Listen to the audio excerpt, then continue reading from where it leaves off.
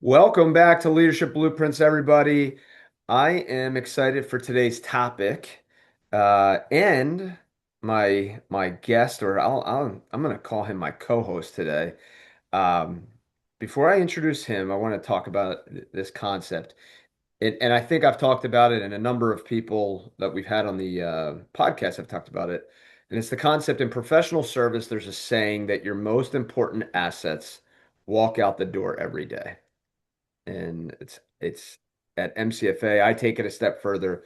I say our people are our brand, and as much as I and my co-host may be wearing our logo, um, it's the collective of every individual that's wearing our logo that develop our brand and our reputation out in the marketplace, and our capabilities and competencies internally.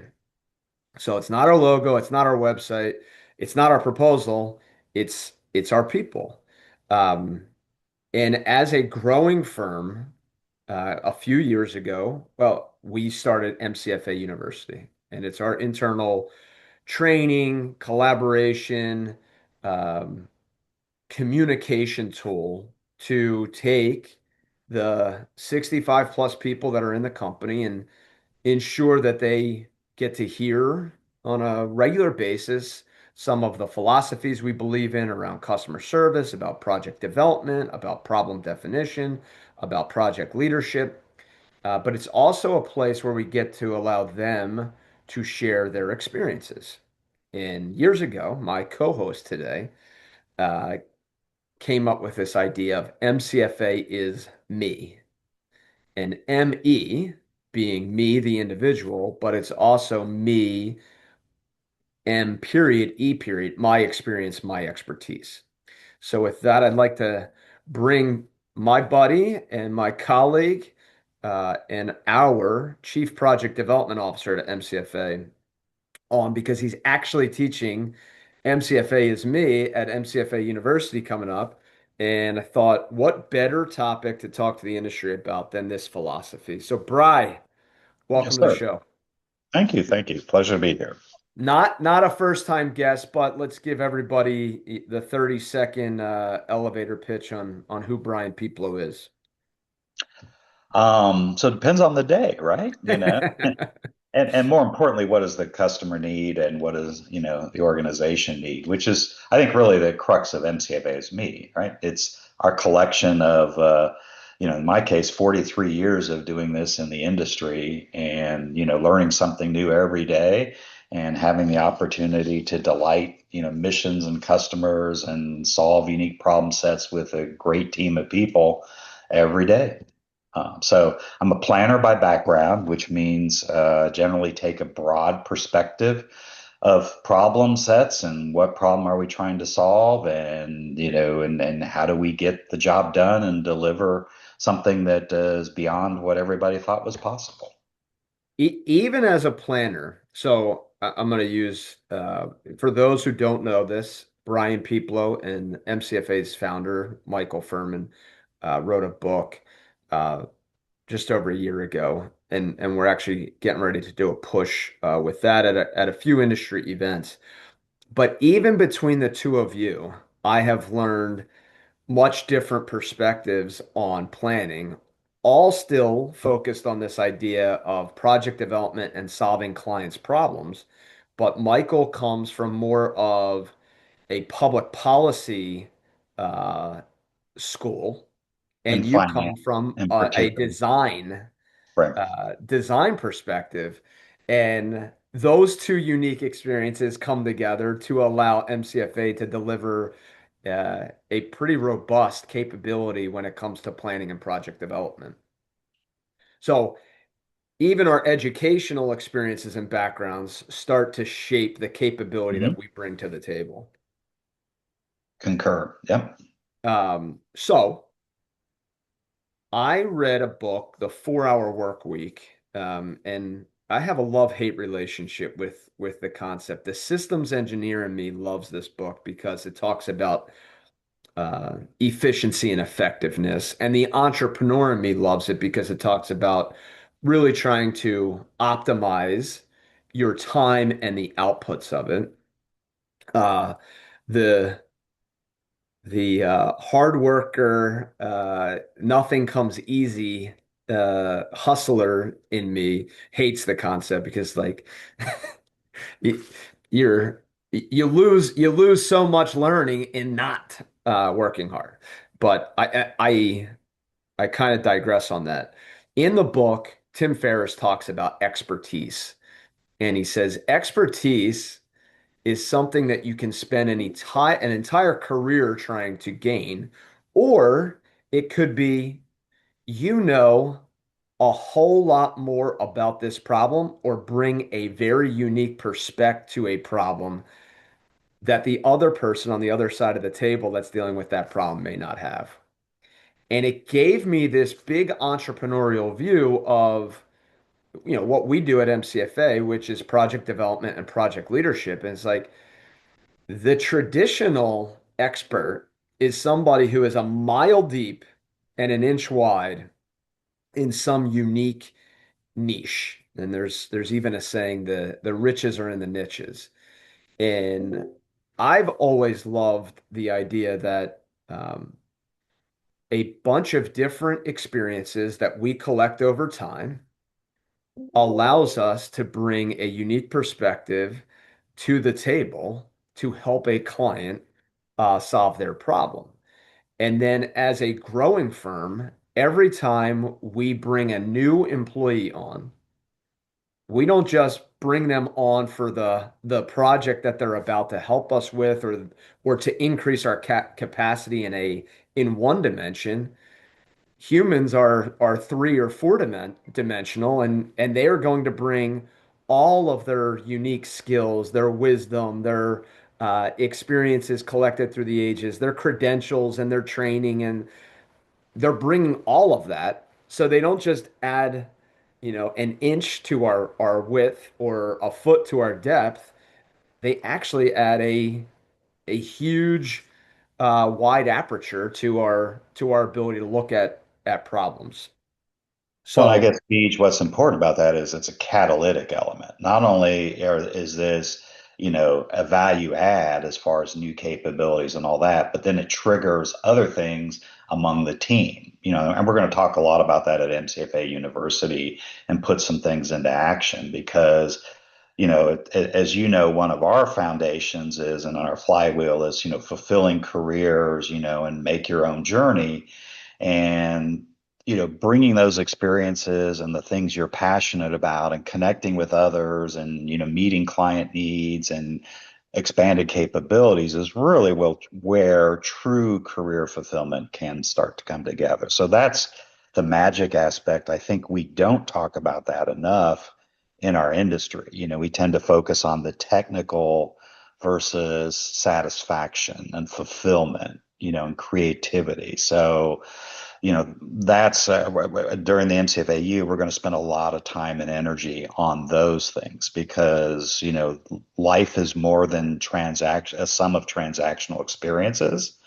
It's truly about, the enrichment, that comes from that and those engagements and interactions. So that's why I'm always been excited about the MCFA is me kind of approach, and more importantly, having the discussions because we have a lot of new team members on, and I'm looking forward to learn. Gosh, I didn't know we had these kind of interests and passions out there. Now, what can we do with that? Take that to market, because that's yeah, where magic happens. I I love that you use not transactional, and we always kind of give the counter to that, which is transformational. And I think that happens at the individual level, it happens at the client engagement level, it happens really at the company wide level. You are somebody, you mentioned 43 years, and if anybody watching on YouTube can't believe that he's been in the industry 43 years, I agree. But you constantly say, I'm still having fun. And I think it is And your learning something new every day. so talk to us a little bit about how MCFA is me philosophy really drove your career path. Good question. So I've known Michael Furman, the co-founder, since about 2005, 2006. Had a chance to meet with him and some of the team members, MCFA up at Aberdeen Proving Ground. I was 31 years with a big AE firm, which is still a strong partner of MCFA today, still doing a lot of Amen. business together because core values align between the two. But what I appreciated about the difference of MCFA versus other small businesses is really bringing intentional creativity, one of our core values, and truly unique perspectives and problem sets that a lot of organizations that are conventional AEC, architecture, engineering, construction firms don't do. And a lot of that really comes from Michael and just his background and curiosity and interest.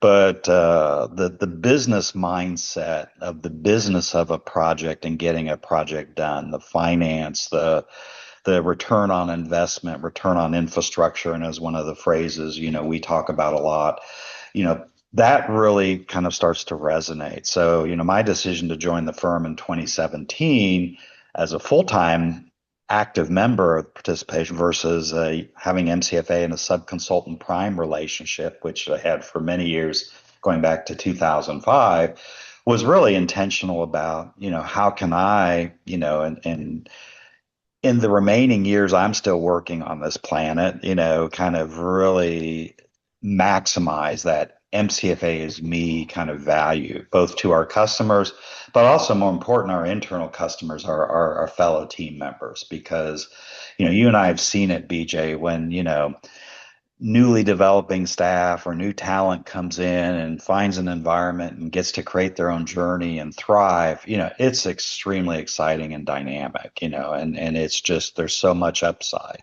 And, we are trying to bring a lot more intentionality around that, a lot more focus, and that's a lot bigger focus of MCFA University. But really just helping people be the best they can be. Which I think the essence of MCFA is ME, your expertise, your experience, and and again, it all comes down to you. And so in today's university session, we're really going to challenge some of our team members to, what can they do over the next, 3 months, 6 months, et cetera, intentionality to bring some of their skill sets, interests, and passions to the marketplace, and that's kind of our commitment as an organization to partner. That's unique. Not every business is doing that. There's a lot of focus on billable time and directs and accounts payable and days billing outstanding. And those are all important, keep the lights on, but that doesn't help an organization go to that next level, or individuals in their career. I, I've talked with you, and when we're talking strategy around growth, one resume, one hire, one new team member can open a new market, they can unlock a new client, they can add a new service offering to all of our existing clients.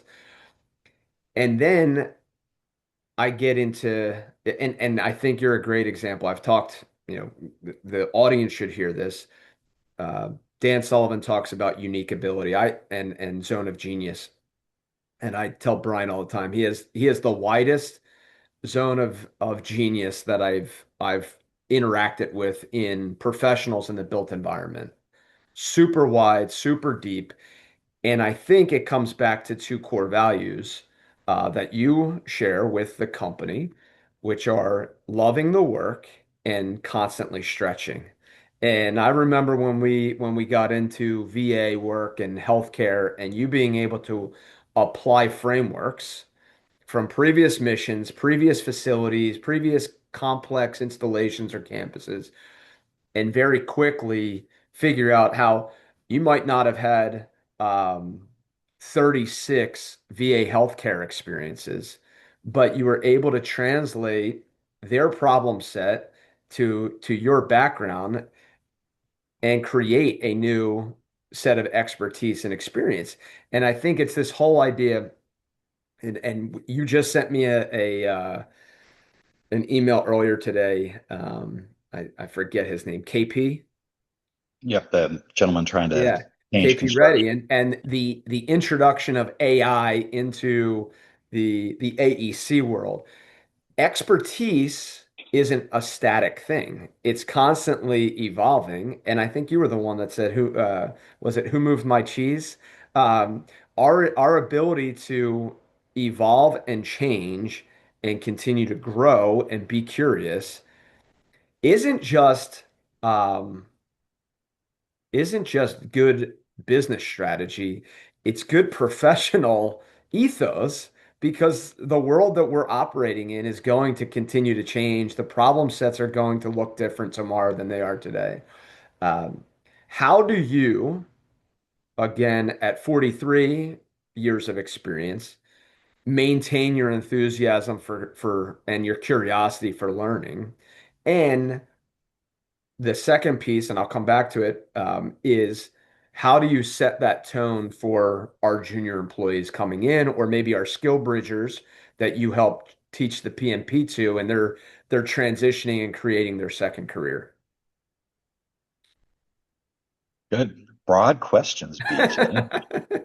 First of all, thank you for the perspectives too and the compliment. No, it's I genuinely enjoy giving what I give, because it's skills, it's energy, it's talents, ideas, it's a vector point, on projects, but you know, I think the what makes it worthwhile is you do things with intentionality, and we talk about it in our book, make no little plans, planning approach to project development, for major infrastructure projects is really about, what problem are we trying to solve?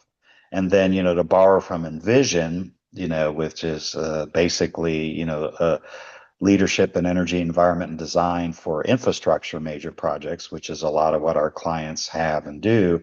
Are we doing the right project and are we doing the project right? So, it's a really approaching things from a problem solving mindset, like a system engineer, that's what really gets us excited about the world. It's truly problem solving. I know you were attracted to MCFA because of something on our website which says, dedicated team of problem solvers, and that was a very attractive proposition, that we still maintain on our website today, and ethos in our firm. Solving problems I can't think of anything more fulfilling and rewarding. So what, to answer your question about, our newer team members, we're really trying to cultivate that mindset. What's the problem? What are we trying to solve? And how can we approach it? And that's where bringing in new ideas and new creativity and new perspectives and new technologies, AI, GIS. We're doing a lot with the VA in capital asset facility management and footprint optimization, because the VA doesn't have unlimited resource to keep building new major hospital projects to deliver expanded healthcare to veterans, and increase veteran access to care. So, it requires a different way of thinking, which is exciting. Yes, we need architects and engineers. We need those very, very deep expertise. But, like an orchestra or symphony, you have the oboe, you have the different instruments, but you need the whole symphony and everybody doing excellent work on theirs, and in their various areas, playing the notes right. But you need a conductor or you need a coach on a team. You need, offensive coordinators. You need all those perspective, and putting all that together and then helping particularly new staff or younger staff, or particularly transitioning military vets, coming into our industry, you know, how do they find their spot? What skills do they need? So, as I do a lot of the PMP and project leadership training, Mhm. and more importantly, with our skill bridgers coming out of the military, how do they take their perspectives and their problem sets and say, how does that align, and can that bring really intense value to the projects and the problems and the missions and the customers we tend to work with, which include military customers. So there's a logical fit there. But, Right. uh, I think for them, it's really amazing, particularly when they think about construction administration, owner's rep oversight, having a different perspective and then being fulfilled by owning that opportunity, because we talk about it a lot, but it's not create your own journey doesn't mean you can sit back and passively kind of let things happen to you. And, we've all known people like that just sit back and, hey, why am I not, whatever, fill in the blank here yet, why am I? And it's like, well, unless you're doing something, and actively participating. I had a minister who used to always say, you can read all the manuals on swimming you want to, but unless you get in the pool and actually start putting it into action, so you'd appreciate that analogy, you're not going to be a better swimmer or you're not going to know how to swim. Amen.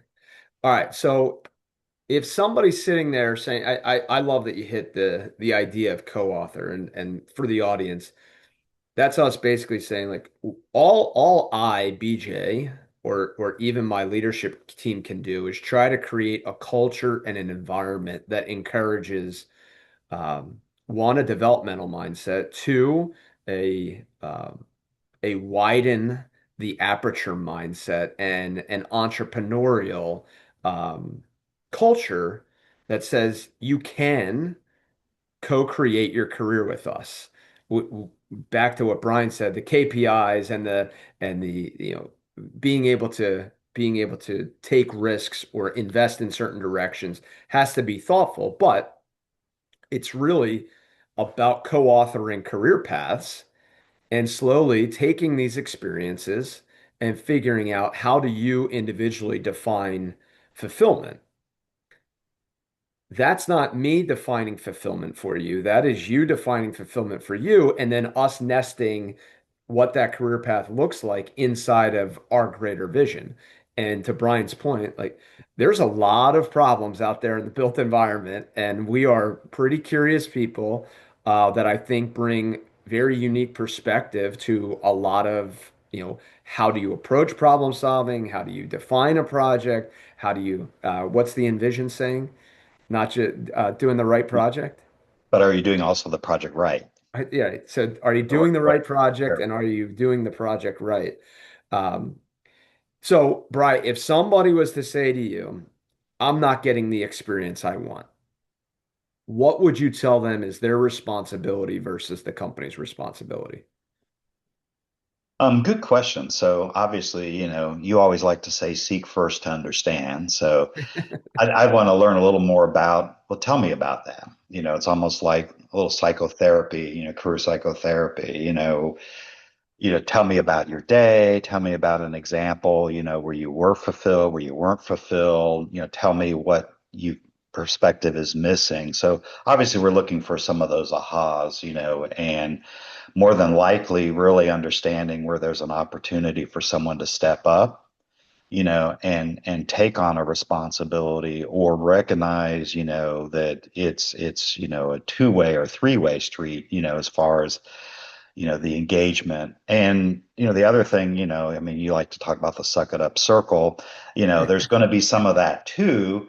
And obviously you have to balance. I think a lot of challenges in our industry, particularly design professionals, engineering professionals, don't know is there's a business side as well. So a lot of the disconnect I see, Beach, and you've probably seen it as well, is understanding how your passions and interests and whatever can be melded with and really engaged with and be responsible to the business metrics too.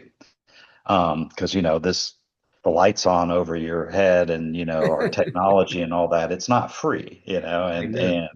and we all like a Overhead paycheck. is real.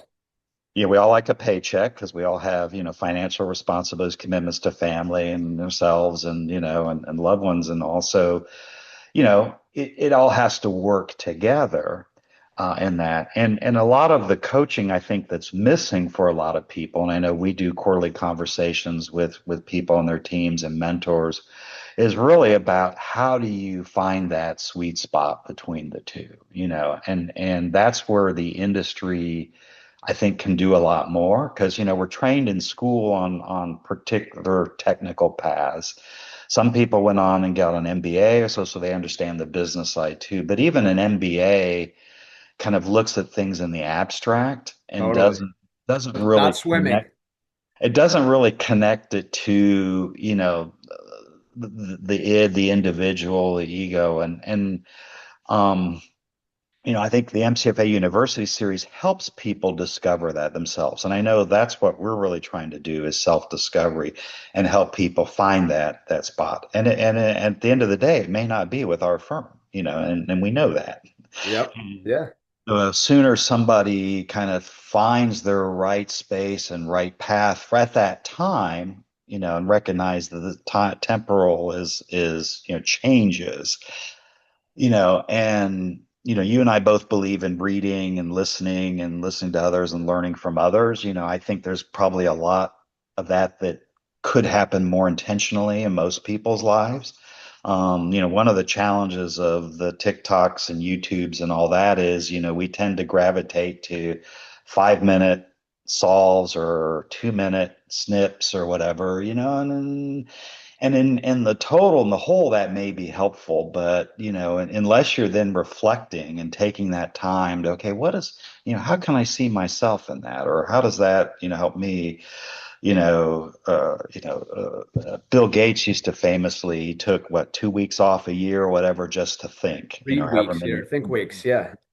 and you know, a lot of powerful stuff happen with that. I'm sure Elon Musk, takes time to think about stuff in between all his frenetic energies and ideas and he's managing because, otherwise, how do you come up with that next thing, that next it? Yeah. And I think this to close out the conversation this week to the industry, we're sharing this because it's one, it's a mindset that Brian and I both sought in our own careers, Mm. environments where learning was encouraged, where curiosity was encouraged, where taking responsibility and ownership and volunteering to step up were encouraged. And we benefited from those environments. So we're trying to create it.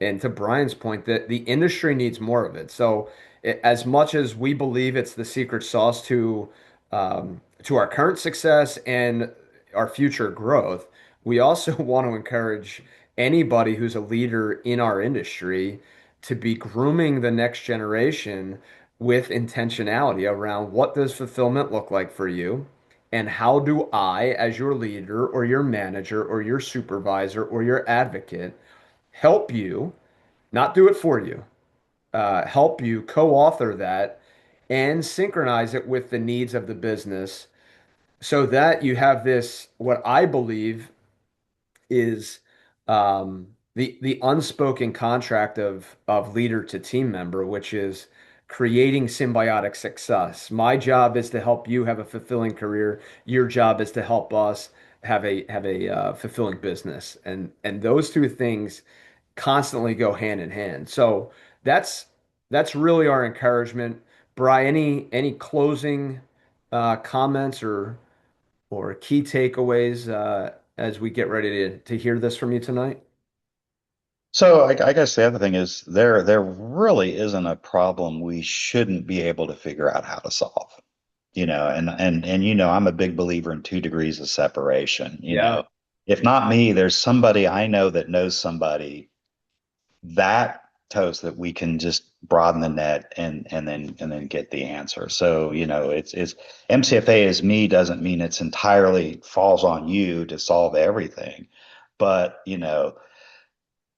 ask the right questions, the intelligent questions, the provocative questions, use your network and literally, Beach, I mean, you and I have experienced this, we're 2 degrees away from, being able to address something, just about anything coming up now. I think that's a great close. So if you're a client or a prospective client or a partner, I want to say to Brian's point, unfortunately, our network, my experience, my expertise, my network doesn't start with an E, but uh, we'll have to chat GPT that and see what synonyms we come up with.